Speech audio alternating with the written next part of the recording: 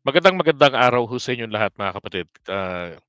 JDB uli ang inyong abang lingkod. So eto ho, si Glenn Chong ay guess, 2 days na yata balita na to na merong nag-file ng disbarment case laban dito kay Glenn Chong. Akala ko nga po, noon pang nakaraan pang mga buwan, meron na.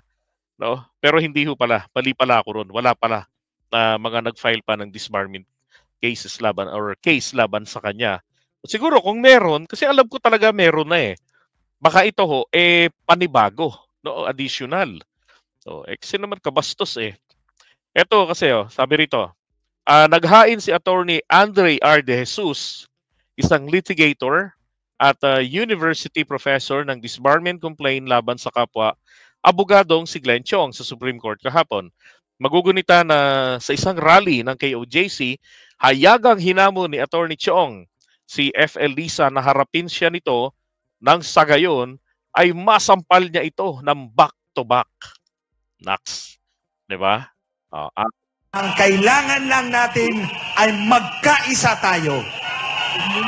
Etong ating rally ngayon, hindi lang para sa akin, kay Pastor Kibuloy, kay SMNI, kay Attorney Cruz Angeles, kay Maharlika, ito'y laban ng bawat Pilipino.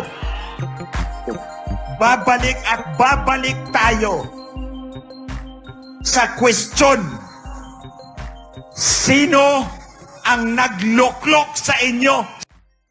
Yon. Okay, so ito yung rally ko. Di ako nagkakamali. March 8 ito. No? Birthday ko pa pala noon.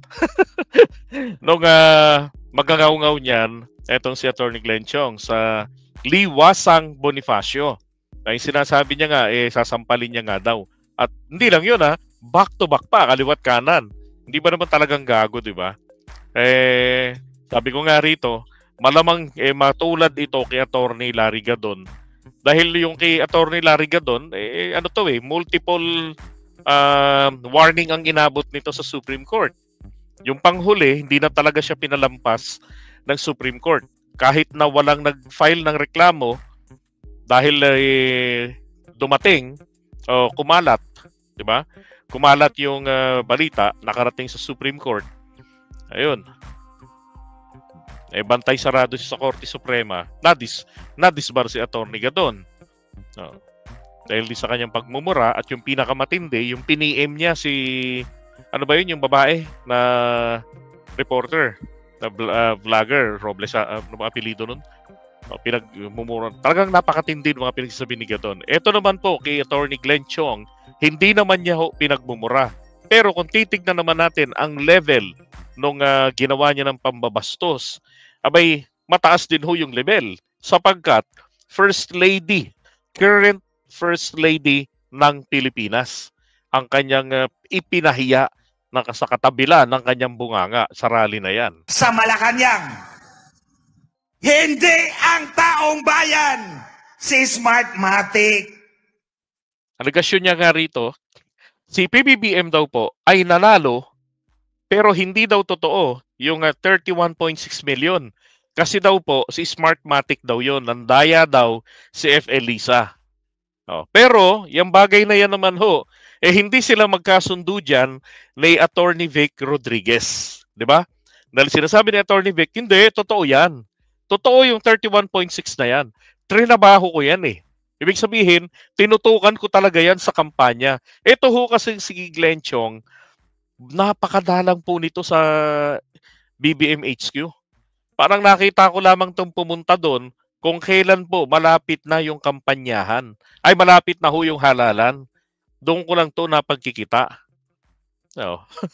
Actually, marami silang mga abogado, nasa 500 sila na volunteer. Pero ito pala, naghahangad pala. Okay, pag volunteer, alahong bayad yan. Diba? Ano yun?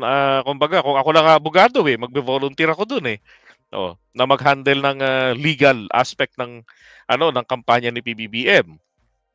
'Di ba? So Attorney Glenn Chong sumali pa rin doon. Kaya nga yun yung meron kaming picture sa garahe. Yun pa lang yung pagpunta niya ron. Sige. Lisa, ikaw naman yata ang pinaka makapangyarihang nilalang sa mundo. Kasuhan mo ako. Lax. Oh. libel. Cyber libel ang kaso dyan.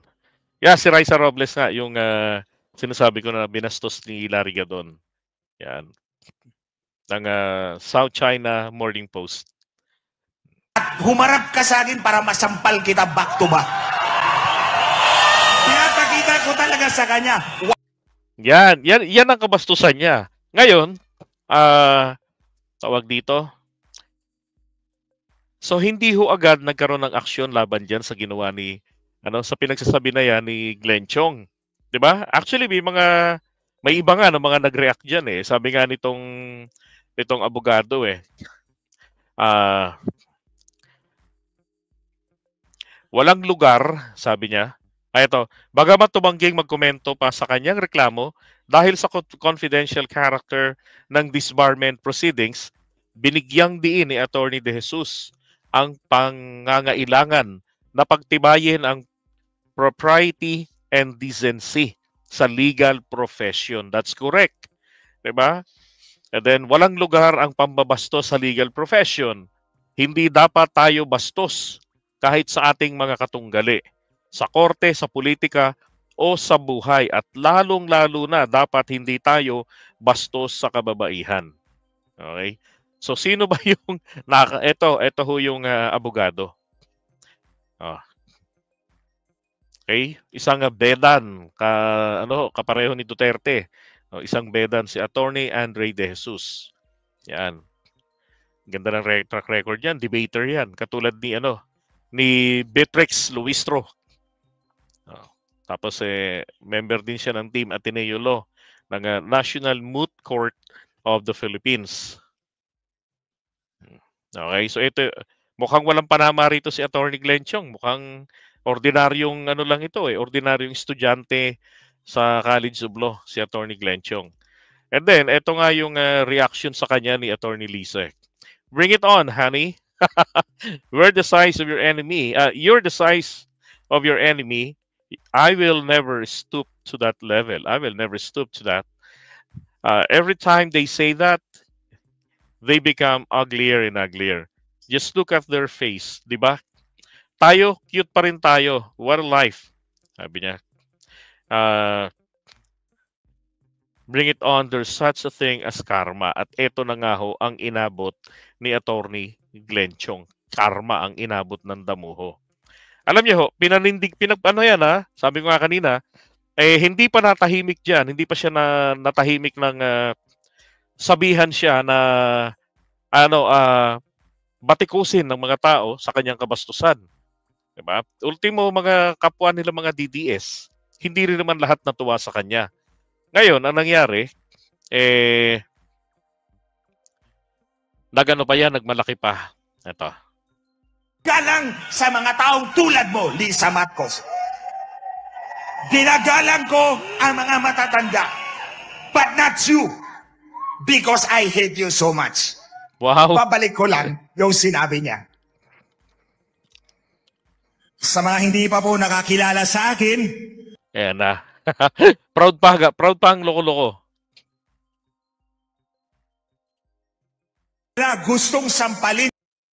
Pinapakita ako sa mga Panginoon. Tayo yun.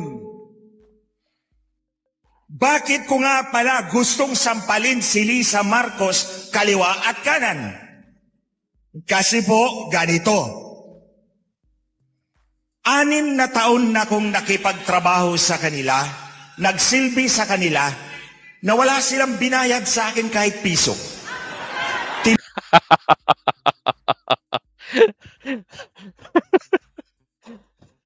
6 na taon kang nagtrabaho, wala kang tinanggap na compensation. Kung hindi ka ba naman tanga, bakit hindi ka humingi?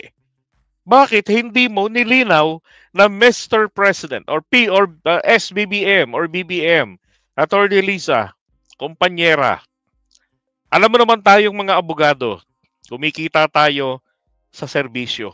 Di ba? Ano ang magiging pakinabang ko sa inyo?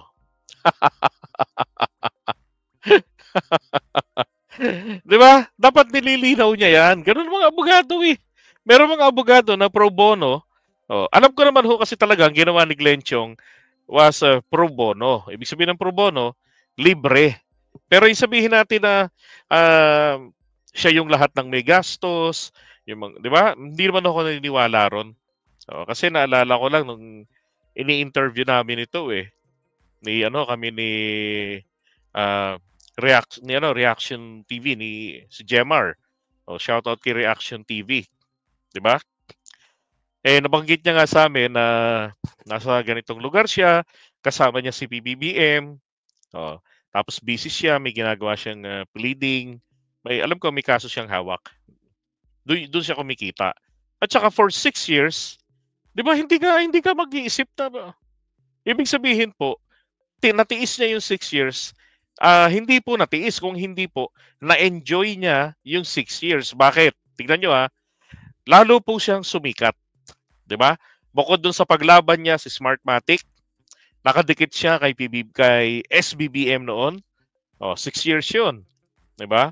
Tapos nakadikit din siya noon ang pangalan niya kay Duterte. Pero mas kinikilala na mas dikit siya kay BBM kasi nga sa ginawa niyang pagtulong na na do sa kanyang electoral protest noong 2016. Hmm.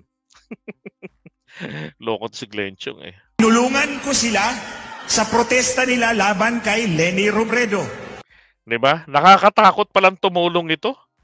Kapag 'di ba meron tong isang live stream na lumabas ang katotohanan. Dito ang sinasabi niya ay hindi siya nabayaran.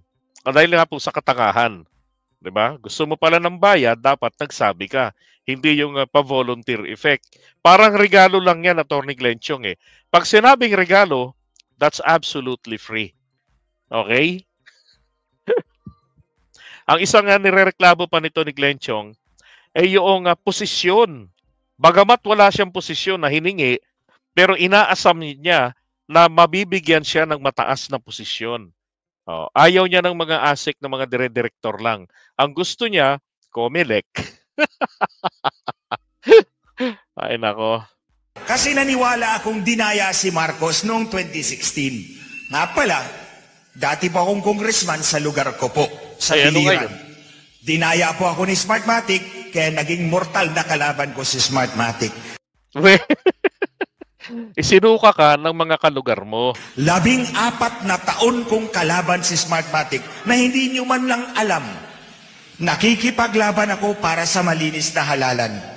Nagkataon, magkapareho kami ng istasyon noong panahon 2016. Pero, noong 2022, matapos mag-file si Marcos ng candidacy, Certificate of Candidacy, habang nangangampanya, inamin ni Lisa Marcos sa akin na magkakaroon siya ng meeting ng may-ari ng Smartmatic. Yan. Kailangan daw niya ng 2 technical na kasama. Pero, dinuro pa ako, but not you, because they hate you so much. Nung pa lang, nung punto na yon, alam ko na, binenta na ako ni Lisa Marcos sa Smartmatic. Ito lang himayin natin. So, sabihin natin totoo. Kunwari totoo. Tignan nyo So, sinabi raw ni FL na, magkakaroon ako ng meeting sa may-ari ng Smartmatic. And take note. Yun pong pakikipag-usap dyan sa provider, hindi po ipinagbabawal ng batas. Okay? Kailangan nga nakausapin sila para yung mga hindi naiintindihan. Kaya nga humihingi ng technical 2 technical para yung hindi maintindihan, 'di ba? Ni FL dahil abogada 'yan, hindi naman 'yan IT, hindi naman 'yan bagong henerasyon, 'di ba? So kailangan niya ng nakakaintindi. Natural lang po na hindi niya isama si Glenn Chong. Kasi isipin mo makikipag-usap ka sa Smartmatic, 'di ba? Kahit na sabihin natin na dinaya ka ni Smartmatic, natural hindi ka magdadala ng isang kaaway ni Smartmatic. 'Di ba? Natural lang. Ngayon ang sinasabi niya, noon pa lang nalaman ko na ibinenta nila ako. sa Smartmatic. Ang tanong, noon pa lang ba umalis ka na? Hindi pa rin. Hindi pa rin. Di ba? Oh. Kagaguhan nito ni Glenn Chong. At saka, paano kang mabibenta ron? Hindi ka lang isinama? Oh, dahil kung isinama ka, anong gagawin mo ron? Awayin mo yung may-ari ng Smartmatic dahil hindi ka naging congressman, natalo ka. Ang totoo. Napaniwala mo, ikaw ay dinaya. Di ba? Loko rin ito eh. Mandadaya sila. Oh. Kaya nga po, hindi ako takot na ibulgar ito sa inyo dahil totoo itong nangyari. Walang ibang nagsabi sa akin kundi si Lisa Araneta Marcos mismo. Admission niya yan. Pero ang sinabi ron makikipag-meeting, walang admission na binanggit na mandadaya kami. Eh gago pala talaga to. Hindi po pwede yung presumption na gagawin mo bilang matibay na ebidensya. Di ba natatayo sa korte? Hindi. Bakit hindi niya mademanda si F. Elisa? Oh. Loko-loko si Glenn Chong, sabi nga ni Lou. Mahirap kasama at kaibigan si Glenn Chong. Lagi kasing naghahanap ng kapalit, sweetik tong taong to. Gahaman at Nako, personal knowledge ko yan na sinabi niya, magpupulong kami ng may-ari ng Smartmatic. Kailangan ko ng 2 technical guys, but not you because they hate you so much. Tama, di ba? Yan ang sinasabi ni Glenn Chong.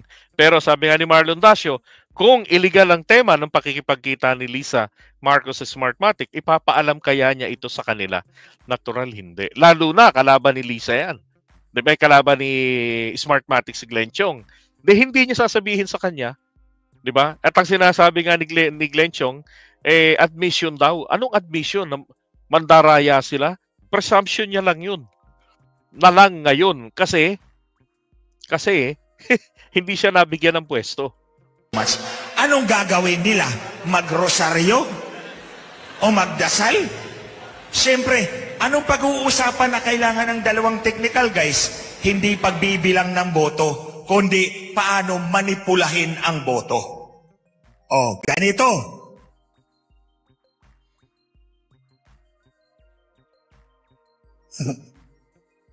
Okay, wait. So ito na. Pagkatapos ng eleksyon, yung grupo ni General Reo kumuha ng datos mula sa COMELEC at nakita nila libo-libong makina nag-transmit ng resulta galing sa iisang IP address lamang. Hindi yung IP address ng makina ninyo sa presinto, kundi galing sa iisang IP address lamang. Mahigit 30,000 precincts. So pinagtagpi-tagpi ko lahat yan, at ito ang alam ko. Si Inday Sara, 32 million ang boto. Totoo yan na boto ni Inday Sara. Bakit? Dahil plastikan lang. Bakit daw? Kasi hindi nakipag-usap sa Smartmatic, ganon. Si Lisa Marcos, ayaw niya kay Inday Sara nung nagsimula pa lang. Kahit nangampan niya pa lang, ayaw niya kay Inday Sara. So pinalilitaw naman dito ni Glenn Chong na yung kay Sara totoo yung 32.2 ata yun million na votes.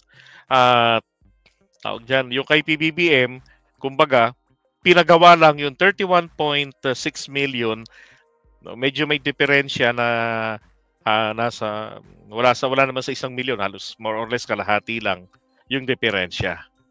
Pero kasi sinasakyan ni Glenn Chong yung sinasabi ng mga DDS na binitbit lang nila ni Sara si PBBM. Kung binitbit lang po ni Sara si BBM, contradicting pa rin sa sinasabi ni Glenn Chong kung ang kay BBM ay talo talaga dahil hindi nga raw mananalo yan kay Leni Robredo, sabi niya.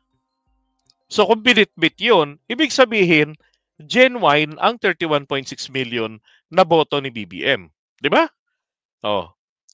Gago talaga si Glenn Chong puro puro presumption niya lang Ano rin ang nangyari doon sa jowa niyang napatay ng yung sangkot sa illegal drugs. Napatay doon sa Rizal Province, di ba? Lahat ng opisyal ng kapulisan pinagdidemanda niya. Ano nangyari? Hindi niya na ipanalo. talo ang inabot niya. Oh.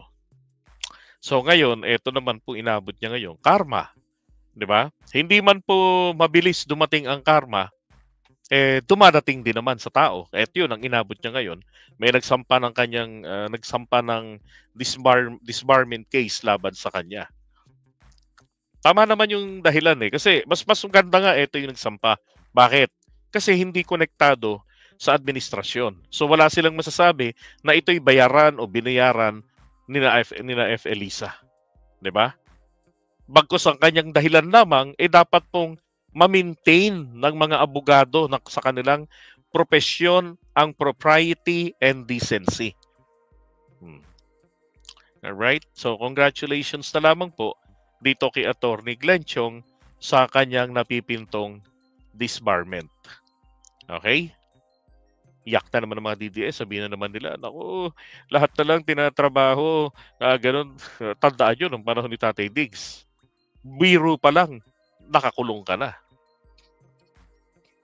Etong ginawa ni Glenn Chong, hayag ang kabastusan, pero, di ba, nasa laya pa rin naman ang mama.